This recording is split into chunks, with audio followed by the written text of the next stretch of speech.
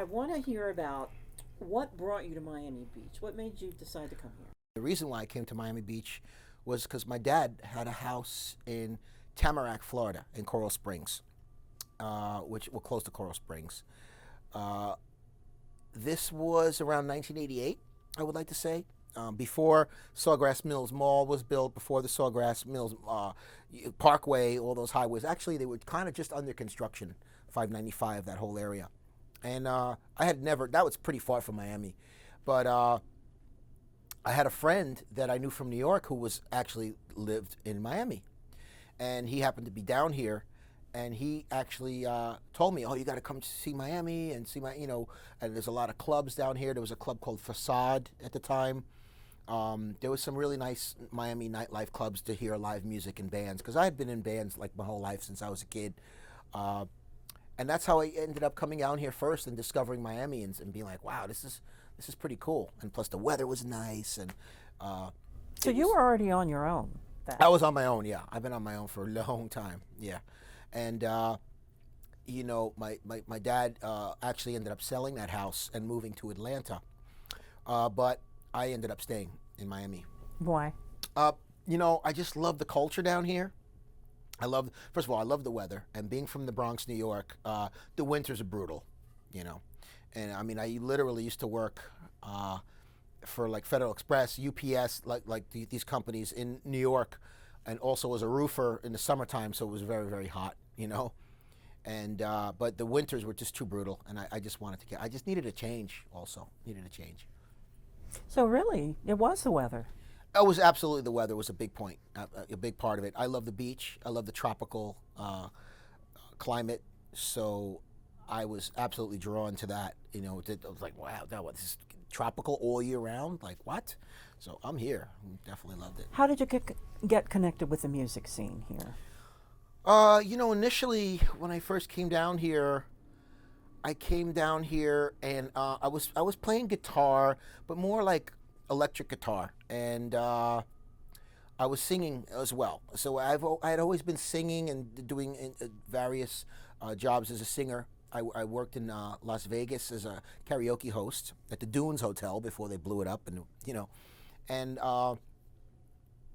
so when I came to Miami, I wanted to get in some cover bands and stuff, but I never really, I started rehearsing with some cover bands, but I wasn't really playing out until about maybe 90, I want to say 93, 92 or something, but before the whole No Mercy thing came, and I was gigging out just with a saxophone player, and I was playing guitar and singing, and we were playing. Just the two of you? Yeah, just the two of us, and I'd play guitar, and he was also a singer. And we would play to tracks, tracks that of like Earth, Wind, and Fire, all the R&B stuff. You did what places here? Different places, like on Ocean Drive. At the time, there was this place called Paranoia. They don't even exist anymore. But little like happy hours and stuff like that. There's a very good friend of mine on the beach that hired me. One of my first gigs his name was Tommy Pooch, and he's still making doing promotions here for Club Live, which is like one of the biggest clubs in the world. And that's how I kind of started, with just getting in with local people and doing happy hour and things like that. And how did No Mercy come about? Ooh, No Mercy came about when I actually was in Japan working, and had a little accident in Japan because I was a dancer and I was a host of a show out in Japan. I was living there for almost 6-7 months, maybe a little longer. And this show was in English? The show was in English. It was like a dance musical show. It was right in Roppongi, which is in kind of centralized Japan. And I had a little accident out there. I landed on my head. I ended up in a coma for a week. Yes, and my dad had to actually fly out there and get me to take me back. And I ended up coming back to Miami, and I started, I went to a place called the Sherbrooke Hotel, which I had met a friend of mine. He owns the place. It's right behind Mango's on 9th and Collins. And a great hotel. He's a very, very good friend of mine, and he gets a lot of European clients in. So when I ended up, actually from Japan, I went to New York. I had to go to the doctors. I had to recover. I was a mess. because I had a subdural hematoma from landing on my head in a show. So it took me a while actually to start getting back my my sense of everything, just playing guitar again and doing stuff. But when I came here, that's when I went to New York, and I remember it was like February when I got back of '93, I want to say, '94, and I just remember I got to get out of New York because it was super cold, and I ended up coming to Miami and staying there, and then I got a job playing at the Compass Cafe, which is right. I think it's not even there. The hotel was the Waldorf. It's right next to Casa Grande, which is kind of a few doors down from Lario's hotel. Long story short, there was a producer staying there, and on my third or fourth gig, I got a gig because I wanted to start playing again on Ocean Drive in one of the cafes. It was called the Compass Cafe, right there on Ocean Drive, and this gentleman was walking by on Ocean Drive, and I didn't know who he was. He happened to be a very famous music producer who had produced all the Milli Vanilli stuff and had that whole controversy with, that they didn't sing. Did they sing? No. It was just a whole. It was a whole big. They had to give the Grammy back. But at the time, I didn't know. I didn't know him from a hole in the ground because he's German. He's from Germany, and he was here on vacation staying at the Casa Grande, a couple of doors down. He heard me singing, heard me playing. He approached me. Hey, would you like to, come out? I love the way you sing and love the way you play. Would you like to come to, Germany to have a recording studio? And I'm like thinking, I don't know, is this guy hitting on me or what? I don't know what. So, but it turned out he was legit, and I flew out to Germany, and we recorded our first single, which was called "Missing." And he asked me if I knew two other guys, which I brought in two other brothers, Ariel Hernandez and Humberto Hernandez, or Gabriel Hernandez is his stage name. And we formed a group, No Mercy, and we had a hit almost instantly in the charts. It went to like top 20, the first song, "Missing," in the charts in Germany and Austria, Switzerland, Holland, all over. And then from "Missing," from that came "Where Do You Go?" And that was it. That just blew us up. And next thing you know, we sold like about 5 million albums and 8 million singles, and it was just we were touring So an all over the world. overnight success. It seems like it was overnight, but preparation. You have to. I forget the phrase. The preparation. You have to be opportunity. Opportunity meets preparation, or whatever. You know what I mean? I forget exactly, but I was prepared for it. I always practicing my vocals, practicing guitar. Dancing. It was always involved with something musical. Besides doing the regular jobs, which I absolutely hated, because I couldn't, take orders from any bosses or anything like that. So I never could hold a job, ever, never. So you're creative. Yeah, I was a creative guy. So that's that story. So then yeah. How did you meet the Hernandez brothers? I met the Hernandez brothers at a casting, because I would go on castings for commercials and stuff. I remember I did like the Pollo Tropical commercial. I was playing bass. I made that commercial big stand-up bass. I'll never forget that. And they liked me because I spun the bass, or I was a big gigantic bass, and I would spin it around. And it was a commercial that was, it's a very famous chicken franchise here. And I would go on commercials, and I met those guys at commercials, and those two guys used to dance at Prince's club. He had a nightclub called Glam Slam, Prince. And they were dancers in his show, and I think Ariel did a video with him at one point, and he was also dating one of his former wives, at the time, or ex-wife, or after the fact. But so, yeah, I was just into the scene at that point, with castings and commercials and going and doing different things like that. That was the timing. There was a timing issue. Yeah, it was a perfect timing, because I knew when I saw those guys, and we're about the same height, same build, they're Cuban. I'm Puerto Rican. Well, so we're Latin. So, and it just worked, because the Spanish guitar mixed with the European influence. And it's funny, because I really never played Spanish guitar until I came to Miami. I got totally influenced by this man. His name is Alex Fox, who's a very famous guy around here in Miami and in Florida, South Florida. doing the whole Spanish guitar thing, and I learned all the rhythms and everything. It was one of my just by watching. I never really had a guitar lesson, you know.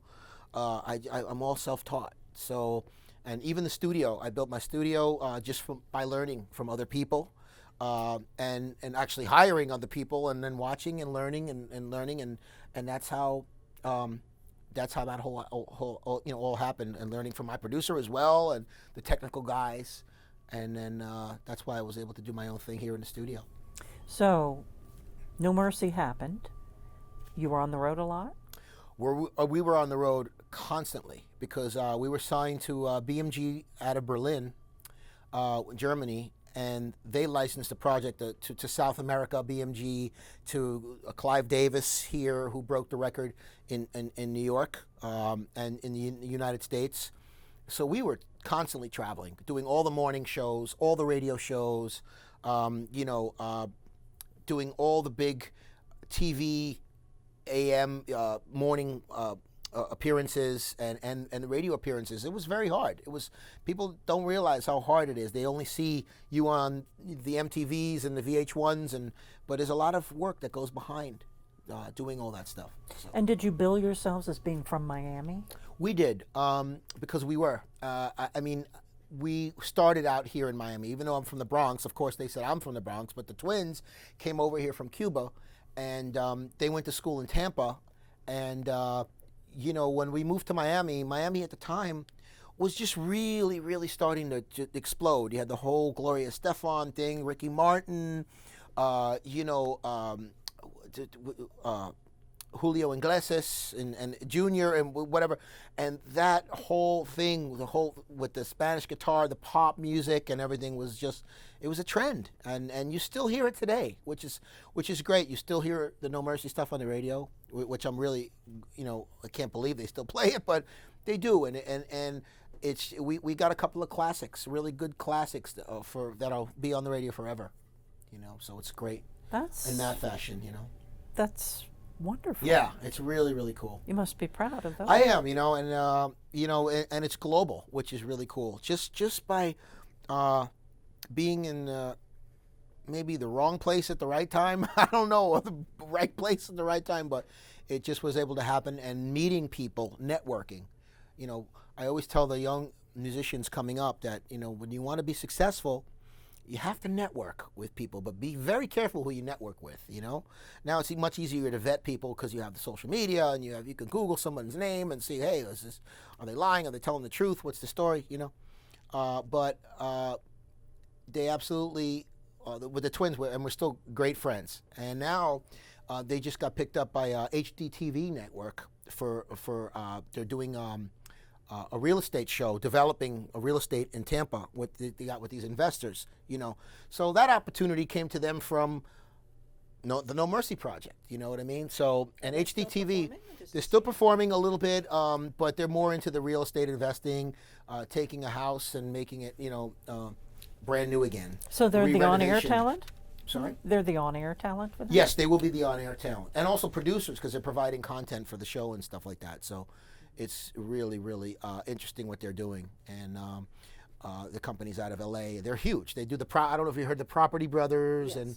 and Flip and Flop and Yeah. all those different shows. Talk about a trend. Yeah. But they're going to be the first ones to be doing it in Spanish and in English. They don't have that in Spanish. If you saw, imagine those people from Flip and Flop and those guys, they don't speak Spanish, so, and the twins, and they're very knowledgeable about the industry as well, because they've been doing it for a long time, And Ariel's a great designer. He's really, really creative with his designs, and that comes from traveling around the world and looking and seeing European things and seeing different, So Did it affect you that way too in your music? absolutely, I think it all affected us. Everything, all the traveling. I mean, I love to cook different foods, and also I have a very close friend of mine from Holland. He's an investor, and he is buying a lot of real estate, and he hired me to hire people to, because he's not from here, to do the architectural work and the design and all that other stuff. So I'm also involved in that business as well. and it's great, because it's just another facet, and it comes from meeting people from the No Mercy Project and networking with different people. Would you, going back to the times and it being a momentous time for coming together, do you think that was a special time in Miami Beach? I do, because now, you had a lot of groups there that were more musically oriented. Now it's more DJ oriented. It's not so much group oriented. So I think it was a super special time. Like you said, you have the Jennifer Lopez. She was from here, even though she's from New York, from the Bronx. She's always here, and Mark Anthony. You have Julio Iglesias Jr. Of course Ricky Martin, and those days are just you can't get them back. They're timeless, and the area they're even running.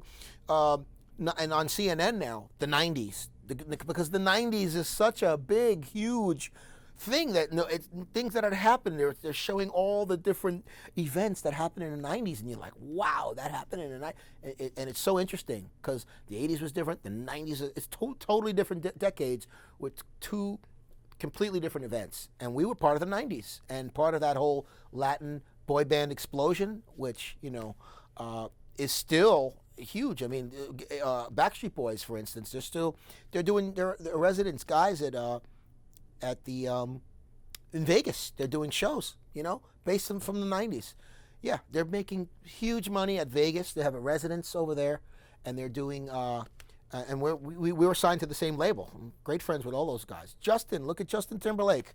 He's doing amazing from the 90s. Started out with NSYNC, and those guys, and he branched off to his own career now, So, and he's one of the real artists. But the artists now are the DJs. They're the stars, They're the ones that could pack all the people in, and then you have the Winter Music Conference now here in Miami every year, and every year it's getting bigger and bigger and bigger, and it's unbelievable. And all the people from all over the world come here,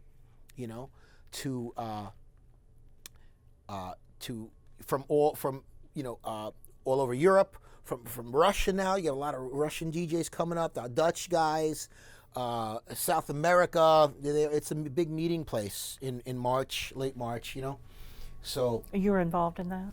Do you go? I'm not.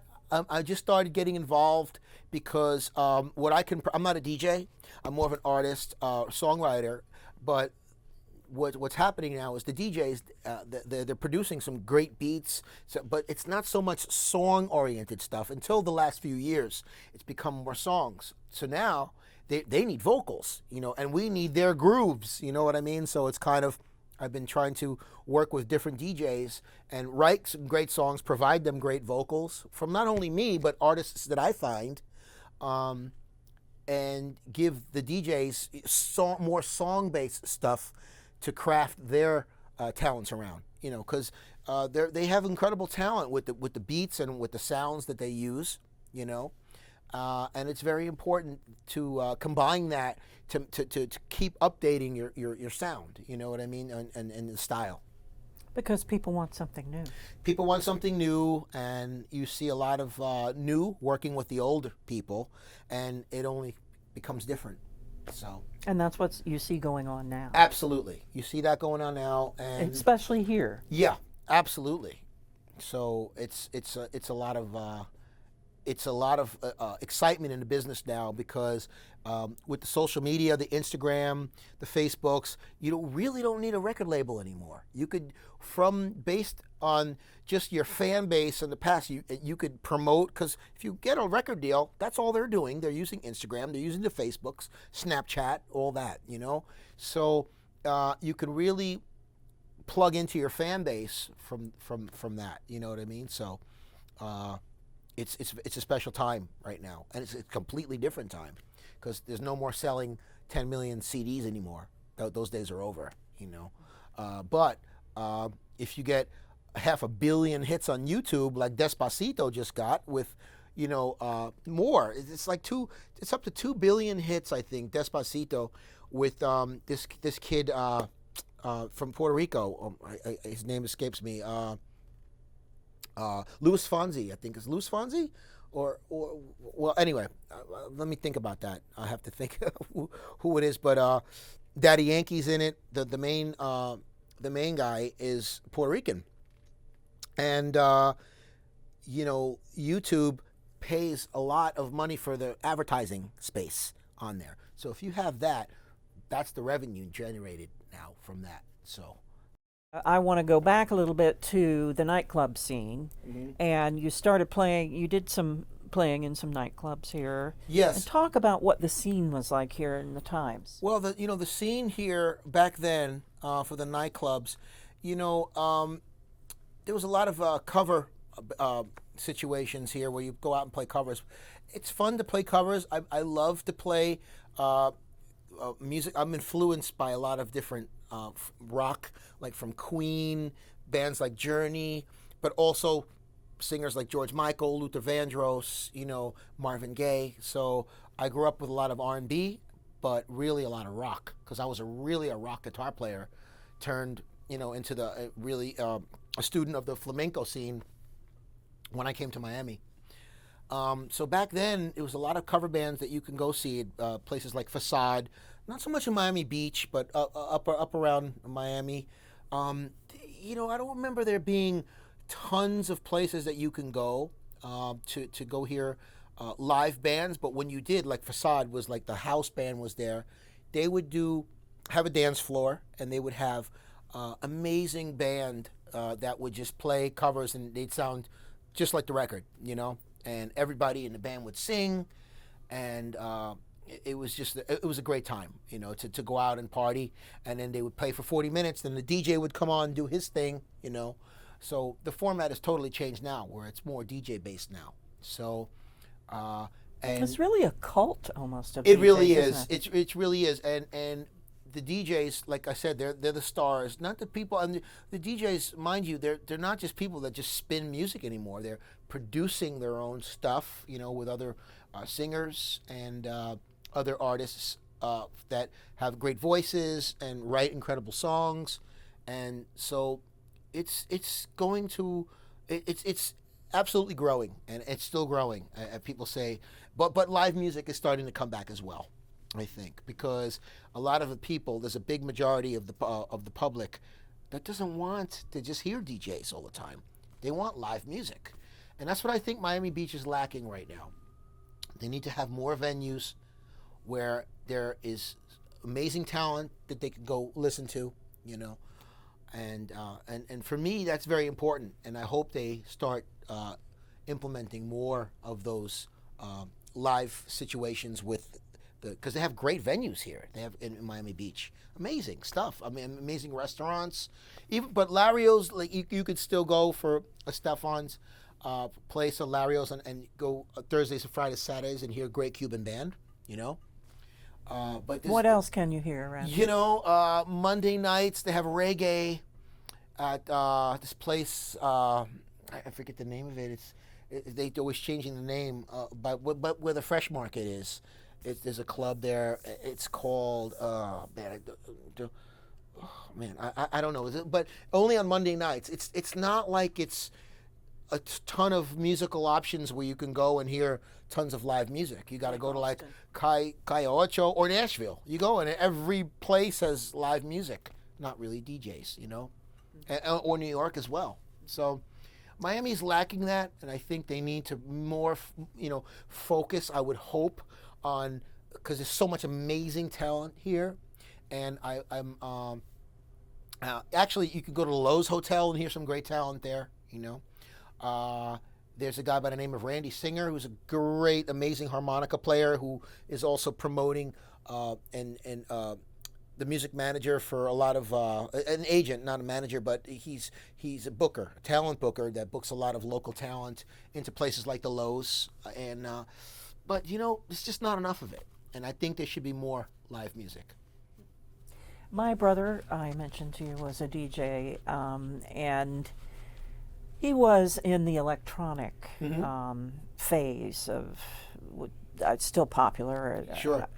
Electronic music is huge now. And he Oh, Has it been. was kind of a trance music almost. That he described the scene where people would do drugs and they would get into this trance music and just dance Yeah. on and on and on and on. Yeah, that's what the music conference is about right now. Yeah. Did you see that going on here? Oh, absolutely. That's one of the reasons why I don't attend the music the conference so much, because it's just too much drugs. And I'm just not into that. Maybe when I was a kid, experimented here, a little bit of weed here, but now they're doing all these designer crazy drugs, and kids are getting hurt. I gotta say. So, and you don't have to, like, for me, music is my drug. You don't have to do drugs to be, to have a good time. I mean, and the younger generation, they're pushing all this stuff to make money, these drug pushers and whatever, and they have all these different types of drugs that, like, I've never even heard of. Like, it's like, what? They didn't have that when I was a kid. It was simple weed and maybe some little cocaine, and that was it. Now there's so many multiple things, and they're hooked on the painkillers and the pills, and it's a whole nother generation of what they perceive as having a good time when they go to a concert. And I was just reading just not too long ago at one of the hip hop concerts that they had the most arrests ever, because people were they were really doing lots of drugs and stuff like that. It's like you don't have to do drugs to have a good time if there's good music. Let me ask you a question. Speaking of hip hop, it's primarily listened to by white people. right? Totally. Yeah. It's not primarily, but it's interesting? equally. It's almost equally. It's very interesting. It has a huge. There's a huge cultural phenomenon because of the beats and the lyrics. You have artists like Drake, and just a lot of completely new artists that I've never even heard of that are coming up, that are filling up these venues, and very clever lyrics, very, very interesting stuff. Any that of they're that doing. going on the beach? Is there a hip hop scene place? The hip hop scene, it's pretty much taken over a little bit.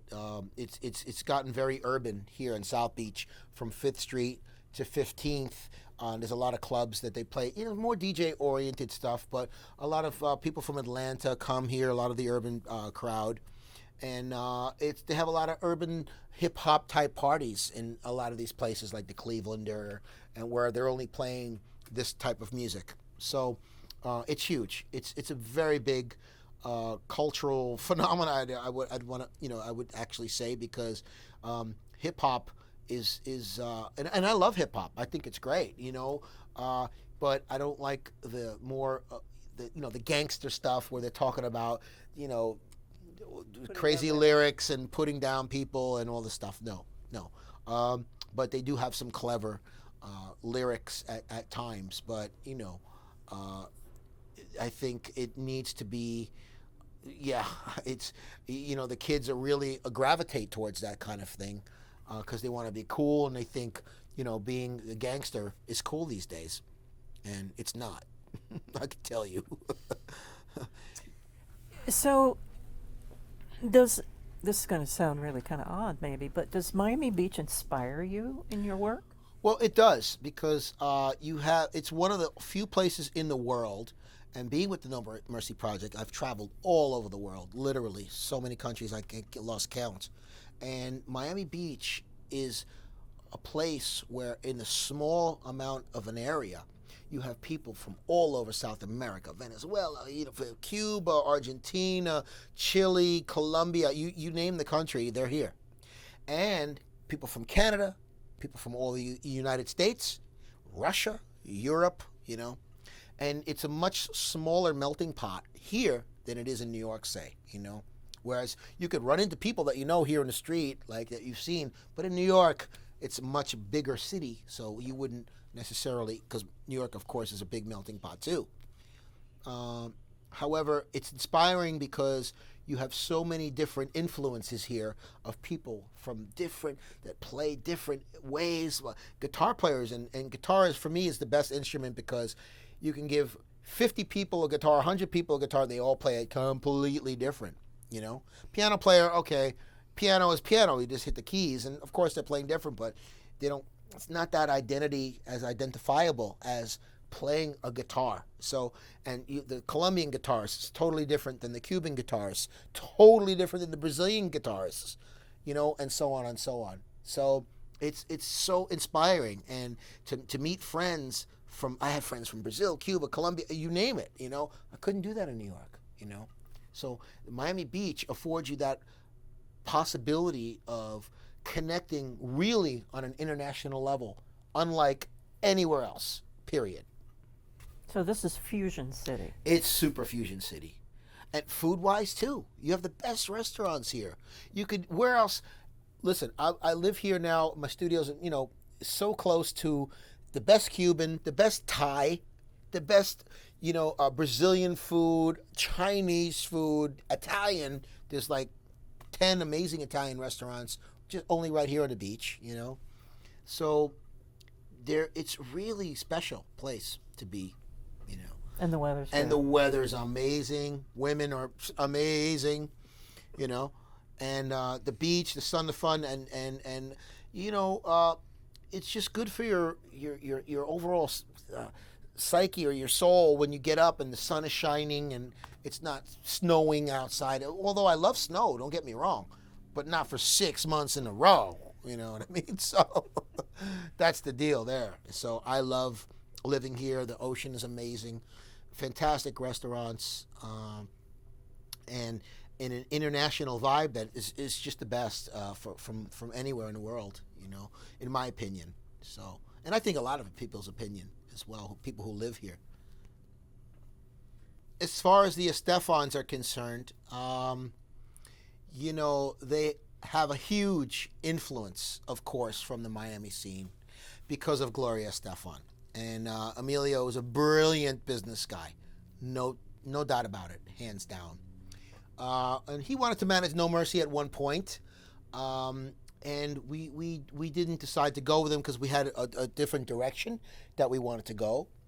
And I know that he was managing Shakira for a while, but she didn't want to be with him either. So, you know, everybody has their own business decisions that they need to make, and different directions that they want to go. But Estefan's, you know, with Gloria and that music, the productions, you cannot deny that she worked with the best of the best. And Emilio was brilliant in a sense that he surrounded Gloria with the best of the best. You know, singers, the songwriting. Because for me, she's a great singer, but she's not, you know, like a Whitney Houston or anything like that. Her thing was being a beautiful girl who sang. You know, she's like kind of like a karaoke singer. You know, really, to me, she's like she doesn't have the best voice, but she optimizes the songs, and you don't have to be the greatest singer to have a great song. You just need to have the right band behind you, and it all boils down to the song, you know, which Emilio was, and Gloria too. They are all about the song, you know, and Gloria, she cuts it. I mean, she's on stage with the best of the best musicians, and she sings amazing as far as with that live band situation. And also John Cicada, you know, they him, and he's a UM guy. He's a UM, went to University of Miami, I believe, for music. Great, amazing talent, and they're worldwide. Everybody knows the Estefans anywhere you go, you know. So they have a huge influence. I think they put the Cuban music really on the map on a pop level, you know. 100%. There's nobody bigger. I mean, yeah, who could you think of, you know, that is bigger than the Estefans in bringing Cuban music to the masses? I don't think anybody. Where do you see the music scene going here? I don't see it going in a good way, unfortunately, because I think it needs to be more towards the live situation. And I think it's going more towards the DJ type situation, whereas great, amazing songs like of the 70s and the 80s are kind of getting lost because they're promoting too much of the DJ stuff. In other words, where are those classic songs now? Name me a couple of great, amazing classic songs that you could, will play 20 years from now. You think they're going to be playing a lot of this hip-hop stuff 20 years from now? I don't think so, because it changes so often. You have great hits, but they're in and out of the charts in 2 weeks, a month, maybe a month or 2 months, tops. I mean, whereas back in the day, a great song stays the course, and I'm missing that. And I think the people are missing that for real, and I think there's so much great, amazing young talent coming up, and I think it's very important to go back to the songs, but also the organic music, not just the DJ music, which is fine. I like the DJ music. I think it's great. But I think they have to find a balance in between finding what is great, in each genre, and not, start promoting a lot of these record companies. Start promoting some of these young, upcoming writers, because they've got some great people, really do. So that's my only thing. It's my only question with where the music is going. Are they just gonna promote this stuff that is just more monotonous and just not a lot of musical substance, or are they gonna start promoting more like the Adeles and what I mean? Because that's a one in a million. We haven't heard an Adele in how long? That's selling so many countless records because the music is so simple, but the words and the melodies relate to people. And the DJ stuff, it's just not doing that. I mean, maybe to the kids because they're on drugs and whatever. Maybe it's more id music in some ways. Well, what do you mean by id? The id and the ego and the superego. Yeah, well. The id, just the basic, Yeah, I think, that it needs to be, they need to find, because they're out there, the more Adeles. And I've been going, friends of mine come in, and I'm working with a lot of younger talent now, and they're showing me stuff like, and these people that you've never heard of, they have like 500 million hits on YouTube, but they're not playing them on the radio. It's unbelievable. It's unbelievable. So, and they have nobody listens to the radio. They're listening to their devices. Yes, it's totally a different thing right now. Right. What? But I would agree with you about the lyrics. I mean, okay, there are some famous riffs, that we'll hear the riff and Right. that's Rolling Stones or Right. that's whatever. But it's the lyrics. Lyrics are absolutely that we go imperative. back to, that has a placeholder in our hearts. Absolutely. Right. I think you're so right about that. But I'm wondering how, with just the transmission of language and the social media and everything abbreviated and everything,